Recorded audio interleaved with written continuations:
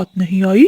हाँ बेटा, वो घर के काम कर रही थी। मुझे प्यास लगी थी, सोचा जाकर नदी से पानी पी आती हूँ। अच्छा, लेकिन माँ जी, मैंने तो अभी आपकी बहू को नदी के उस पार चीकू तोते और कबूतर के साथ बैठे देखा है। ये तुम क्या कह रहे हो? हाँ माँ जी, वो बातें कर रहे थे, मैंने सुना।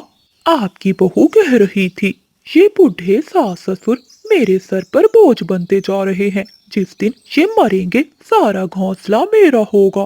क्या? नहीं बादल, मेरी कोमल बहू ऐसी नहीं है। तभी बिजली का बीबी उड़ती हुई वहां आ जाती है। अरे माँ जी, आप बहुत भोली हैं। ये छोटे पक्षी देखने में बहुत मासूम होते हैं, पर दिल के बहुत काले होते हैं। वो तो आपके बेटे को भी आपके खिलाफ भड़का रही है। कल ही वो बुलबुल से बातें कर रही थी, कह रही थी कि पति के आने पर सास ससुर को घर से निकलवा देगी और उन्हें पुराने खोखले पेड़ में छोड़ आएगी जहाँ सांप रहते हैं। बिजली कपी और बादल कपी की ये बातें सुनकर कोमल चिड़िया की सास के दिल में एक शक का बीज पैदा हो जाता है और वो गुस्से से लाल पीली होकर वहां से घर चली जाती है। जैसे ही वो घर पहुंचती है तो कोमल चिड़िया अपनी सास के लिए भोजन लेकर आती है। चिड़िया की सास तो बहुत गुस्से में थी। वो ठोकर मारकर वो सारा भोजन नीचे गिरा देती है। ले जा ये जहर, मुझे मारकर मेरा घर हड़पना चाहती है। मुझे सब पता चल गया है कि मेरे पीठ पीछे तू मेरे मरने की प्रार्थना करती है। कोमल चिड़िया ये सब सुनकर रोने लगती है। माँ जी, ये आप क्या कह रही हैं? मैंने तो कभी ऐसा नहीं सोचा। चुप कर जा, अब से तू इस घोंसले के अंदर कदम नहीं रखेगी। अब से तू बाहर डाल पर ही बैठी रहेगी और रात भर पहरा देगी। अगर सोई तो मैं तेरी आंखें निकाल लूंगी। बूढ़ा चिड़ा चुपचाप ये सब सुन रहा था। वो बीमार था, वो कुछ भी बोल नहीं पाता। कोमल चिड़िया रोते हुए वहां से चली जाती है। ठंडी रात में कोमल चिड़िया बाहर डाल पर बैठी रोती रहती है। वहीं दूर बैठे बिजली और बादल ये सब देखकर बहुत खुश हो रहे थे। ऐसे ही कई दिन गुजर जाते हैं। कोमल चिड़िया अब बहुत बीमार पड़ जाती है। बादल जी, अब हमारी आखिरी चाल है, तुम बैठो, मैं अभी आती हूँ। ऐसा कहते हुए बिजली कभी अपने घर से निकलती है और चिड़िया की सास के पास जाती है, जो एक पेड़ के नीचे बैठी हुई थी। माँ जी, मैं अभी देख कर आ रही हूँ। चिड़िया जो आपके लिए भोजन लेकर आ रही है, उसने उसमें कुछ मिलाया है। न जाने कौन सी दवा थी वो।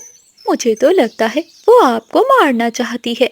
ये सुनकर चिड़िया की सास बहुत गुस्से में आ जाती है और वो अपने घर जाती है। रसोई में बैठी चिड़िया भोजन बना रही थी। माँ जी, आ गई आप? ये लीजिए गर्मा गर्म भोजन। मुझे सब पता चल गया है, तू मुझे ये भोजन खिलाकर मारना चाहती है। ऐसा कहते हुए कोमल चिड़िया की सास चिड़िया को मारने लगती है और अपने घर से निकाल देती है। कोमल चिड़िया रोते हुए वहां से चली जाती है। वो देखती है कि बादल कौवा और बिजली कभी आपस में बातें कर रहे हैं। चिड़िया चुपके से झाड़ियों के पीछे छुपकर उनकी बातें सुनने लगती है। हो, बिजली, देखा मेरा कमाल, उस बुढ़िया ने अपनी बहू को घर से निकाल दिया। अब जब वो अकेली होगी, हम इसके घोंसले पर हमला करके इसे भगा देंगे और इसके अंडे और दाने खा जाएंगे। हाँ पति जी, और इस बुढ़िया को तो मैं खुद चोंचे मार मार कर जंगल से निकालूंगी। कितना आसान था इसे उल्लू बनाना। कोमल ये सब सुन लेती है। तो ये सब इन कौवों की साजिश थी मुझे घर से निकालने के लिए, ताकि वो मेरे घर पर कब्जा कर सकें। मुझे जाकर सासू माँ को सब बताना होगा और उन्हें इन कौवों से दूर रखना होगा। लेकिन मैं अकेली कमजोर चिड़िया इनका मुकाबला नहीं कर पाऊंगी। मुझे अपने दोस्तों से मदद लेनी होगी। ऐसा सोचते हुए कोमल चिड़िया अपने दोस्तों के पास चली जाती है। तो दूसरी ओर कौवे चिड़िया के घर चले जाते हैं। माँ जी, अब तो बहू गई, ये घोंसला अब हमारे हवाले कर दे, क्योंकि हमने तेरी जान बचाई है तेरी बहू से। क्या क्या मतलब तुम्हारा? ये मेरा घर है, मैं तुम्हें क्यों दूं? अरे ओ बुढ़िया, तूने अपनी बहू को तो खो दिया, अब तेरा सहारा कौन है? ये बूढ़ा? जो अपने घोंसले से उठ भी नहीं पाता। निकल जा यहाँ से, वरना मैं और बादल जी तुझे जान से मार देंगे। ये सुनकर बूढ़ी सास को झटका लगता है और वो समझ जाती है कि उसने कितना बड़ा पाप किया है। वो रोने लगती है। तभी कोमल चिड़िया बुलबुल, तोते और कबूतर को लेकर वहाँ आ जाती है। तोता कहता है, माँ जी, आपने इन कपों के लिए अपनी बहू को कितना तंग किया। ये कपे तो बहुत बुरे हैं। ये शुरू से ही आपका घर छीनना चाहते थे।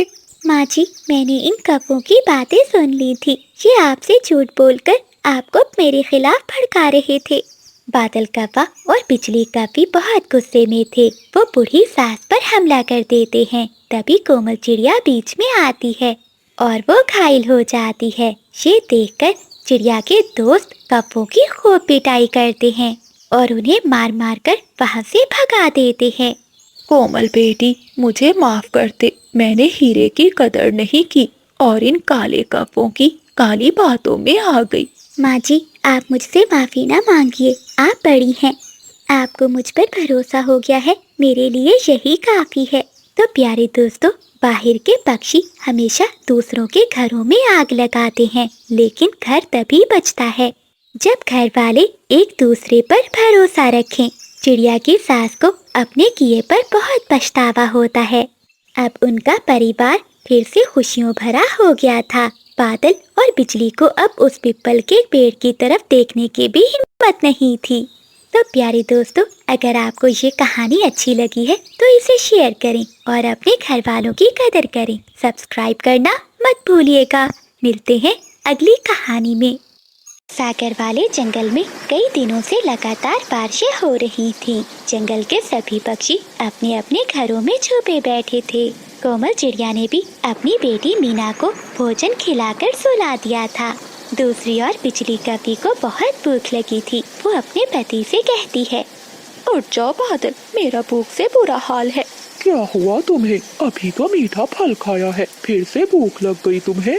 क्या करूं पति जी, ऐसे ठंडे ठंडे मौसम में मुझे भूख बहुत ज्यादा लगती है। अच्छा, तुम सोते रहो, मैं जाती हूँ अपना छाता लेकर और जंगल में किसी पक्षी को उल्लू बनाकर भोजन खाती हूँ। ऐसा कहते हुए बिजली कौवी अपना छाता उठाती है और घर से निकल जाती है।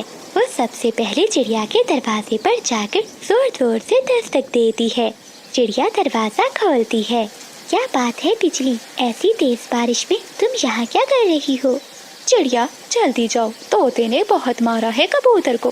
मीठा अमरूद लेने पर दोनों में लड़ाई हो गई और तोते ने कबूतर को मार मार कर उसका पंख तोड़ दिया है।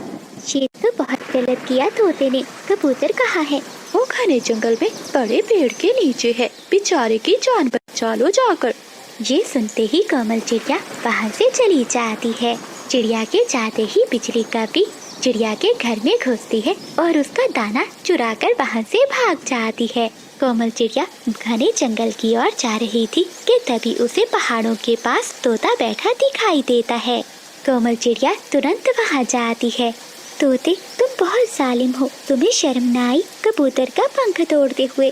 तुम हमेशा मीठा फल खाने पर लड़ाई करते हो, क्यों मारा कबूतर को? चिड़िया, थोड़ा धीरज रखो। हुआ क्या है? मैंने तो किसी को नहीं मारा और ना ही मेरी कबूतर से कोई लड़ाई हुई है। क्या? तो फिर कबूतर कहाँ है? कबूतर अपने घर में ही होगा। आज सुबह से वो मुझे मिला ही नहीं। ठीक है, मैं कबूतर से जाकर पूछती हूँ। अगर तुमने उसे मारा तो मैं तुम्हें छोड़ूंगी नहीं। कोमल चिड़िया वहाँ से उड़ती है और कबूतर के घर जाती है। बबली, खिड़की में मैं बैठूंगा। नहीं पति जी, मैं बैठूंगी। ऐसा कहते हुए बबली कबूतरी कबूतर को धक्का देती है और वो नीचे जाकर गिरता है। तभी उसके पंख में चोट लग जाती है। बबली, तुमने मुझे धक्का दिया। मैं जंगल के सभी पक्षियों को बताऊंगा कि मेरी पत्नी ने मुझे मारा है। पति जी, मुझे माफ कर दीजिए, गलती से धक्का लग गया। तभी कोमल चिड़िया वहाँ आ जाती है। वो कबूतर को रोता हुआ देखकर कहती है, बिजली ठीक कह रही थी, उसने मारा है तुम्हें, लेकिन तोते ने मुझसे झूठ क्यों बोला? हाँ चिड़िया बहन, मारा तो है, लेकिन बिजली को कैसे मालूम हुआ? बिजली ने अपनी आँखों से देखा है। वो काली कौवी अब जंगल के सभी पक्षियों को बता देगी कि मैंने अपने पति को मारा है। नहीं नहीं बबली बहन, मुझे तो बिजली ने बताया है कि तोते ने मारा है कबूतर को। नाना चिड़िया, मुझे तोते ने नहीं मारा, मुझे तो मेरी पत्नी ने ही मारा है। ये सुनकर कोमल चिड़िया हंसने लगती है। बबली बहन, क्यों मारती हैं आप अपने पति को? मारा कहाँ है, बस एक पंख लगने से नीचे गिर गए। उस काली कपी ने मुझे झूठ क्यों बोला? मैं अभी जाकर पूछती हूँ उससे। कोमल चिड़िया अपने घर की तरफ चली जाती है। बिजली, कुछ दाना मुझे भी दे दो कि सारा खुद ही खा जाओगी। नहीं नहीं पति जी, ये फल और दाना मैं बहुत मुश्किल से चुरा कर लाई हूँ, ये सब मैं ही खाऊंगी। कोमल चिड़िया जब अपने घर जाती है तो टोकरी में दाने और फल ना देखकर रोने लगती है। ये क्या, मेरे अनाज और फल कहाँ गए? वो काली कपी मुझे यहाँ से भेजकर पीछे से सारा मेरा भोजन चुरा कर ले गई। तभी चिड़िया की बेटी मीना भी उठ जाती है। मामा, भूख लगी है, मुझे मीठा फल दे। मेरी बेटी, हमारा भोजन तो वो काली कपी चोरी करके ले गई। मैं अभी जंगल से कोई फल ढूंढ कर लाती हूँ। कोमल चिड़िया तेज बारिश में अपने घर से निकलती है। तोता घने जंगल में एक पेड़ पर बैठा हुआ था। मुझे माफ कर दो तोते भैया, मैंने आप पर शक किया। वो तो कपी ने मुझे झूठ बोला था और झूठ बोलकर मुझे आपके पास भेज दिया।